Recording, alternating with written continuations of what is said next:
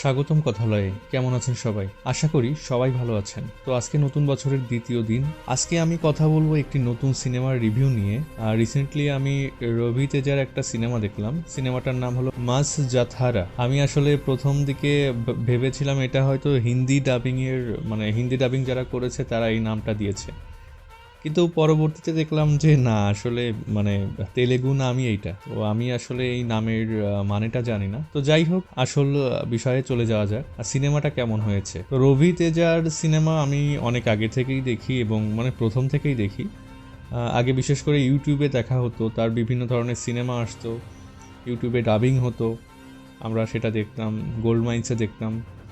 রবি তেজা আসলে খুবই মাস টাইপের সিনেমা করে, মানে অ্যাকশান, লাভ, এই ধরনের সিনেমা করে। ও সাধারণত মানে এক্সপেরিমেন্টাল সিনেমা খুবই কম করে। ওর সিনেমা মানে উড়াধুরা অ্যাকশান, সব গাড়ি টাড়ি উড়ে যাবে, মারামারি হবে, ভিলেনরা থাকবে, ফ্যামিলি নিয়ে প্যাস, এই ধরনের সিনেমা আর কি। এই সিনেমাটাও এর বাইরে কোনো কিছুই না। আসলে এই সময়ে দাঁড়িয়ে কিন্তু এই ধরনের সিনেমা এখন দেখাই যায় না, কারণ সবাই চাচ্ছে যে একটু অন্য ধরনের সিনেমা করতে বা অন্য রকম নতুন কিছু নিয়ে আসছে। কিন্তু এখানে রবি তেজা সেই আগের মতোই, মানে আগে যা করতো, আগে যেরকম মাস সিনেমাগুলো করতো, একদম তাই।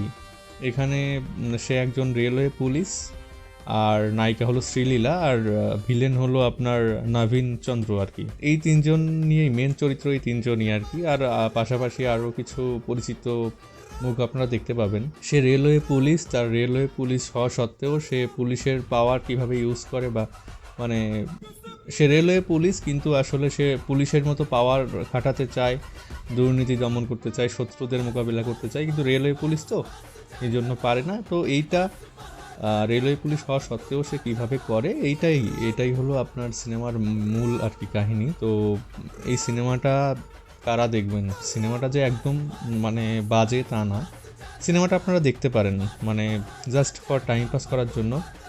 মানে এই সিনেমাটা এমন কোনো ইন্টেনশন নিয়ে দেখলে হবে না যে এর কাহিনীটা খুবই ব্যাপক, নতুন কিছু দেখতে যাচ্ছে। সোজাসুজি বলতে গেলে টিপিক্যাল যে তেলেগু সিনেমাগুলো হয়, অ্যাকশান, লাভ, এই ধরনের আর কি, মানে অ্যাকশান ধর্মী বা একটু প্রেম টেম আছে, একটু অ্যাকশান আছে, এই আর কি।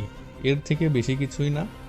তো সিনেমাটার এমনি সিনেমাটোগ্রাফি ভালো, কিন্তু কাহিনীর কোনো মাথামুন্ডু নাই, যেমন ইচ্ছা তেমন কাহিনী আর কি। আর অ্যাকশান আছে কিছু ভালো, সিনেমাটোগ্রাফি, কিছু ভালো গান আছে, আর এই আর কি।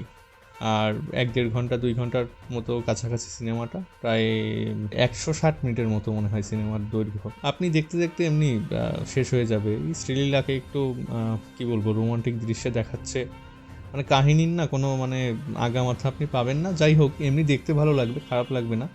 যারা জাস্ট এন্টারটেন হওয়ার জন্য সিনেমা দেখবেন, তারা কোনো কিছু না ভেবেই সিনেমাটা দেখতে পারেন। তো এটাই ছিল মাস জাথারা সিনেমার আর কি ছোটোখাটো একটা রিভিউ।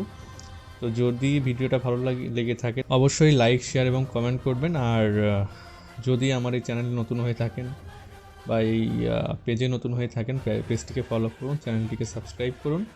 আশা করি পরের কোনো ভিডিওতে দেখা হবে। ভালো থাকবেন সবাই। টাটা।